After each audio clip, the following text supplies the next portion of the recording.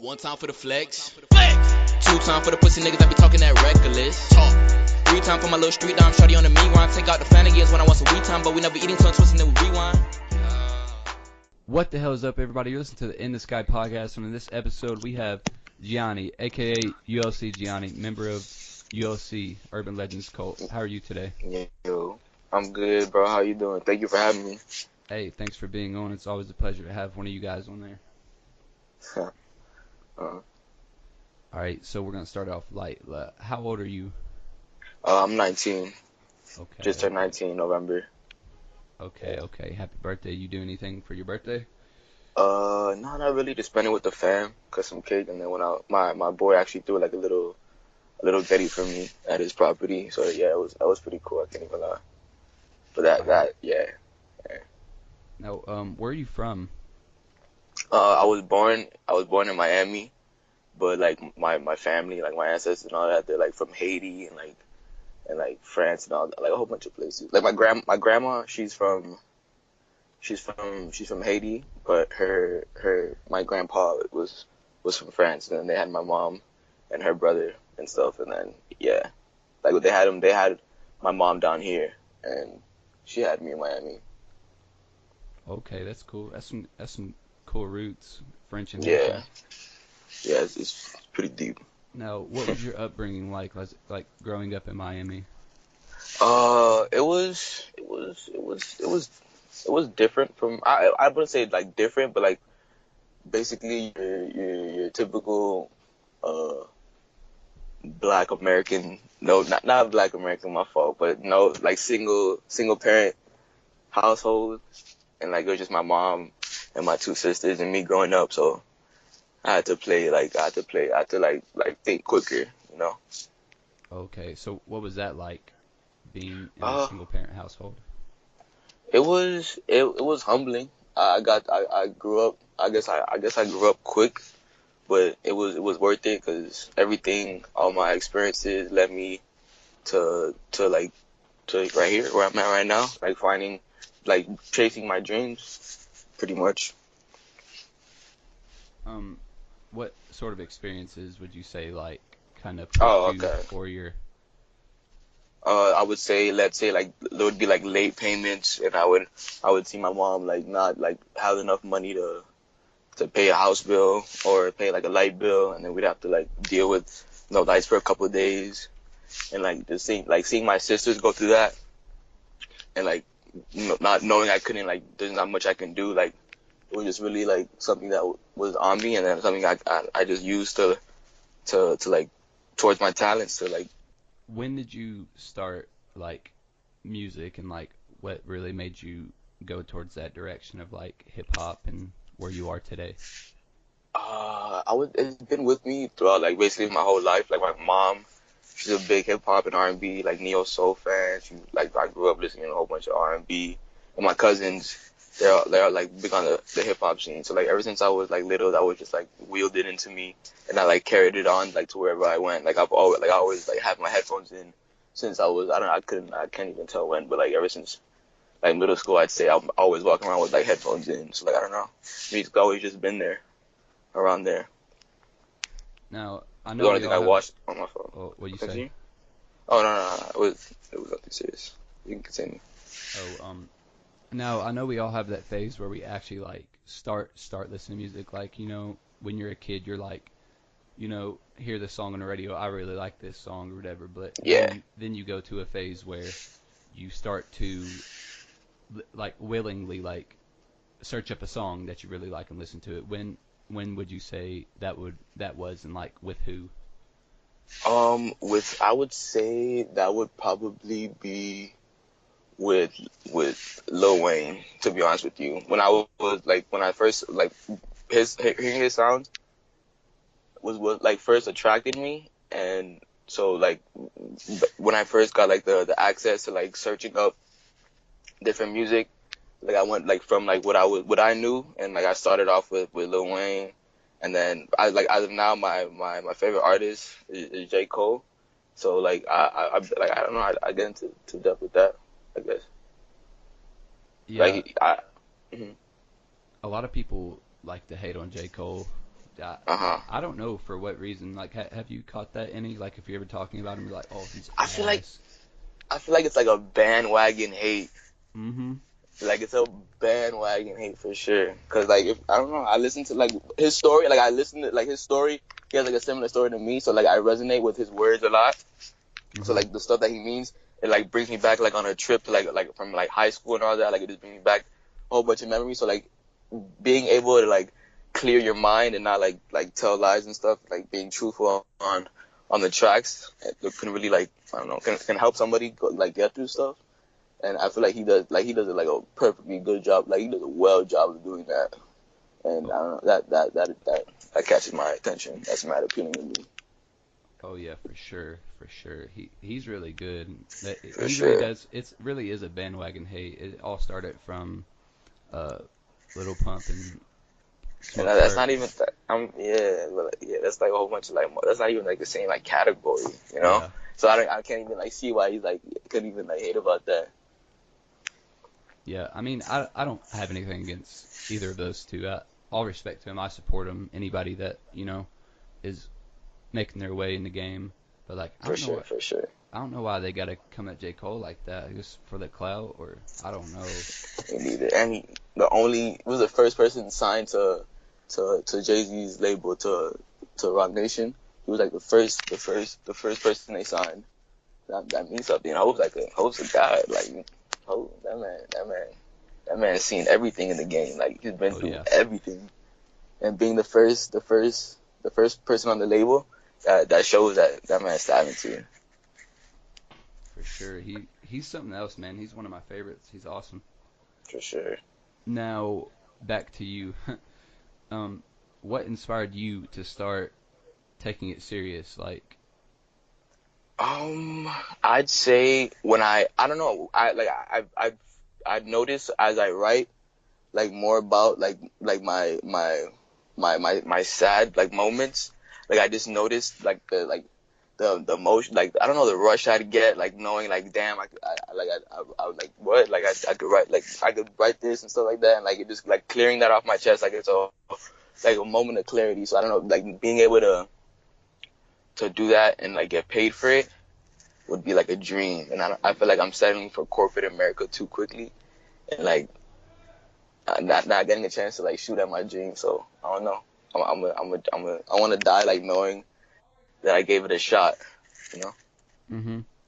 Now a lot of people like that make music or whatever. They always have like something else they're into. Like, what's your other thing that you do? I like drawing, to be honest. Drawing. Graphic design and like sketching and all that. Okay, that's dope. That's dope. Now, Yeah. did you create the ULC campfire logo? No, I didn't. I didn't. Okay, okay, okay. Now, how'd you get in the ULC? Like, how'd this all come along with like you All right. specifically? All right. So basically, Jay Ryan, we went to middle school together, and then we carried on to high school, and then he had like his whole USC going on. Like it wasn't like really like a whole music thing, but like him and his not I wouldn't say like a whole music thing, but like it wasn't like as serious, like pushing music out and all that until like I'd say like around high school, and then I listened to his beats because we always had like classes together, and he'd show me like the beats he'd make, and I always thought like those were some ill beats. I can't even lie. Like if it was something like if I was rapping on something, it would have been Giahni's beats because I saw the potential in them. I saw the potential in the beats. Like I was like, because it was early on, so like I was like, if they sound like this, like imagine what they could sound on in a couple years. So I was like, I don't know, I was messy with his ideas and all that. So yeah, I told him I was like, I always kept on like jokingly saying, yo, put me on the track, put me on the track, put me on the track, and he was always like, yo, I got you, I got you, I got you. And then I finally like was serious about it once, and then I showed it to him, and then it was like hotspot, and it was like, yeah, it was pretty cool. And then we dropped it, and it reacted pretty well. We kept on doing it since. That's dope. That's dope. Um, Yeah. what are your like aspirations, like your goals for your music career, just in 2019? Like, where do you want to be Um, by Christmas this year? by Christmas this year, I'd say I want to have like not a body of work, like not like a I say like a little project release, like getting to like my story being told. you know, like putting my name out there, building up a little solid fan base, and keep on pushing the Urban Legends code, you know. That's awesome. Yeah. Um, what are some up and coming projects that you got going on? We have the Offend the Public. We're working on ways to put that out, and I'm also working on a little tape called Suave de la ULC. It's like an EP with like a couple of songs, basically like going into me, you know, like diving into my thoughts and my mind. Now, if you can, like, what are some of those songs about that are specifically about you on your EP coming up? It would be like about emotions, like my situation with different women, and it probably be stuff about my life and how how my resilience and how I'm using that to my advantage and all that. I'd say I'd have songs about my mom, about how much she means to me, my sisters, yeah, and like social awareness music too. I'd say about the Black community. Dive in deeper with that last thing you said, like specifically. I my community. Yeah. Oh, like all the brutality, all the discrimination against African Americans and all that, you know, just being another voice for them to look up to and keep fighting. That's awesome. I fuck with that. Yeah. Have you experienced any like discrimination yourself that has inspired you to actually go forth and put some things that about that specifically out? I mean, I would say, yeah, I can't even lie. And everywhere, every day, like everywhere you go, type shit. So subconsciously, there's always it's a whole system, it's a whole system thing. Like I would see like effects of what like I'd say I don't know how to explain it. What's it called? Nah, I see that all the time, especially with girls and like Hispanic women's parents. What Yeah. you got? It sounds like you got a story about that. What's up with that? Nah. I can't get into that now. I'm not gonna get into that. You can't get into that. All Uh, right. um, with you guys getting like 3 cosigns from Adam 22, like basically him shouting you out, you know, that a lot of clout comes with that. Did the women start rolling in? Like, would you say, you know, that got you laid I at mean, least once or twice? not really. To be honest with you, there's definitely a whole bunch of more fans. I can't even lie, but like I don't know. We're moving the same. We're just focusing on the art of it and trying to push. I mean, yeah, that I can't even lie. Like when we go out, there's definitely a lot of love. Like definitely a lot of love. Like that's always been amazing though. But I don't know. I wouldn't feel like that's from like from the cosign. That's just always just been there, you know.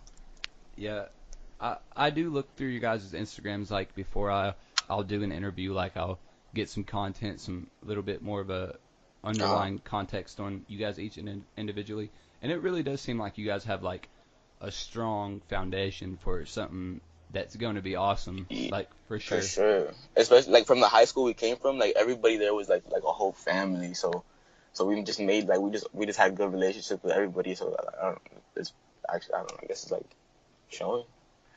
Like we made some good relationships throughout high school, and like we made some good supporters and all that. Now, speaking of your high school, didn't you told me that you guys performed at prom? What was that like?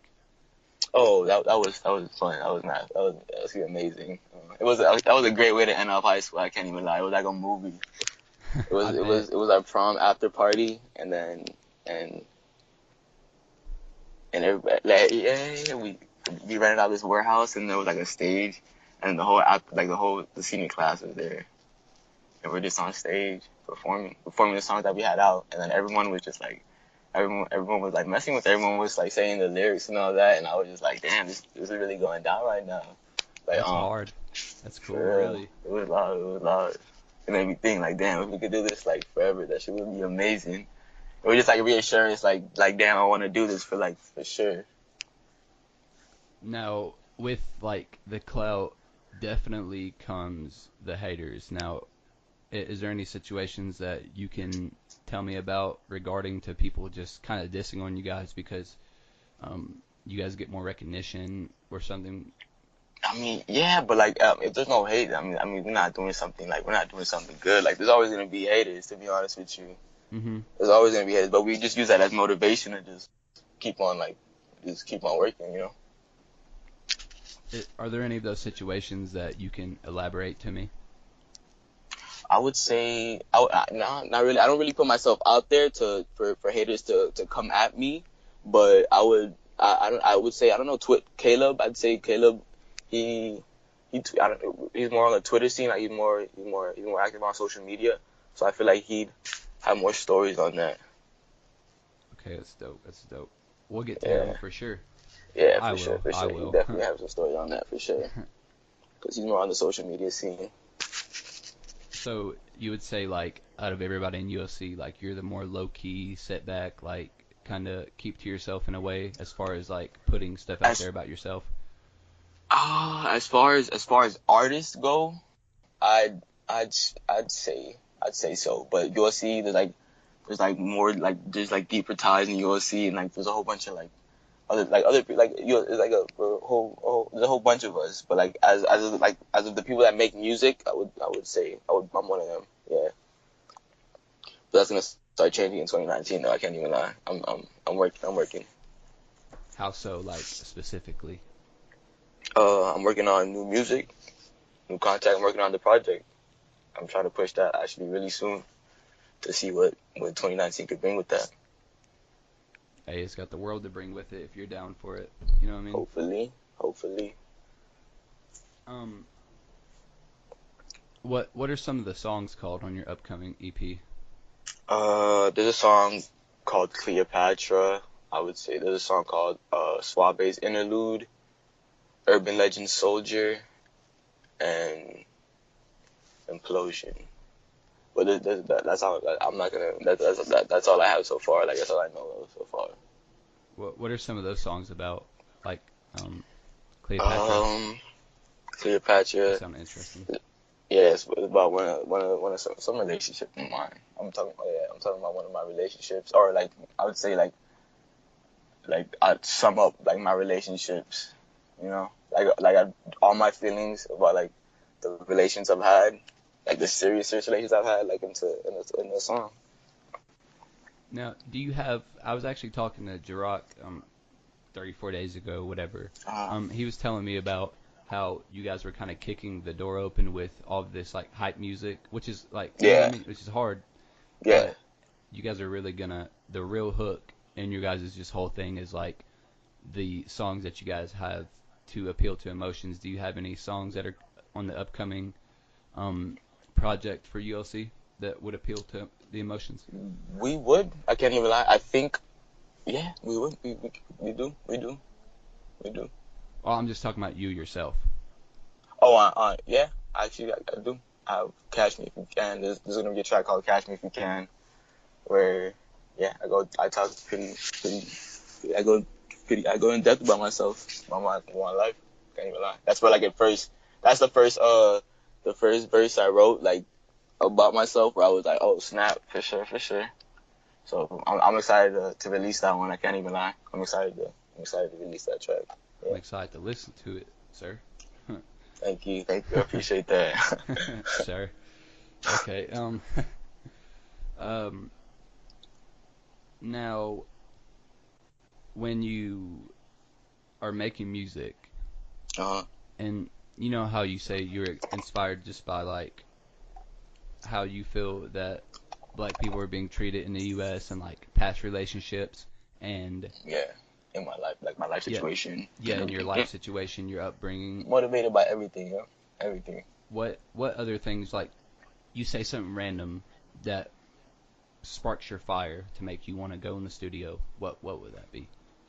I don't know, like let's say like a movie I watched or like something that just happened to me. Like yeah, a situation I went through. I'd go in my room. I'd say I write something, and then Jirok would just magically have like a beat that just complements the verse, and then I go to the studio and spit it there. But I usually like write my stuff like at my house. Like Jirok usually we make the beat, and then Jirok he sends it, and I go home and do my thing with the beat, and I write to it and all that, and I sit with it, and then when I'm ready, I come back to the store and record it. Yeah. That's cool. That's cool. I think it's actually crazy. This is a bit off topic a little bit, just about like movies and TV shows. But like, Yeah. I feel like you could watch an episode of SpongeBob and just be spitting about the shit that pops up every 5 seconds, because you know how that be like how that is. Oh, it's definitely possible. Definitely possible. There's words for everything, for everything. And my friend and I the other night, you know, we were smoking whatever, and he has a projector screen, and we were watching SpongeBob, but it was silent. But then we were listening to like X and shit. I swear to you, dude. X over SpongeBob, like it goes with it. Like, for real? I swear to God, yeah, it goes with it. I never tried that. I gotta try that shit out. But damn, What song were you listening to? Anything. What song was it? Oh fuck. We listened to we were doing it for hours. Like it got weird. It got weird to a point. I understand. That's all good if you don't. We were trying to like just mix shit up. Like that's we looked up like a Patrick and SpongeBob compilation, like where they're just going at each other, and then we played Freddy vs. Jason, kind of like X and Ski. I mean, that sounds lame, but we're bored. I understand. We were bored. What the hell? It's not lame. You gotta do what you gotta do. You feel me? Yes, sir. You gotta make use of what you got. For sure. Is there anything that you want to kind of talk about or like get out there? Oh, no, not really. Is there any shout outs? Anybody? No, not really. Shout out ULC. Keep on doing my thing. Thank you for listening to the In the Sky podcast, and thank you, ULC Giahni, for coming on. It was a pleasure to have you, man. Thank you for having me, man. I appreciate that for real.